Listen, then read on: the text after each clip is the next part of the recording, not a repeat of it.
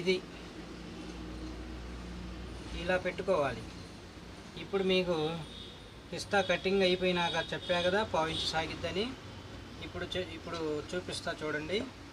ఇక్కడ 3 అంగుళాలు వదిలేస్తున్నాం. ఫ్రంట్లో 1.5 ఇంచు బెల్ట్ యాడ్ అవుతుంది, బ్యాక్లో 1.5 ఇంచు యాడ్ అవుతుంది. 3 అంగుళాలు వదిలేసి ఇక్కడ ఖర్చు కూడా వదిలేసి 13.5 ఫ్రంట్ తయారు. ఇప్పుడు ఇక్కడ ఖర్చు వదిలేసి ఇదిగోండి 13.5 మీద పెట్టా. ఖర్చు వదిలేసి పెట్టుకోవాలి.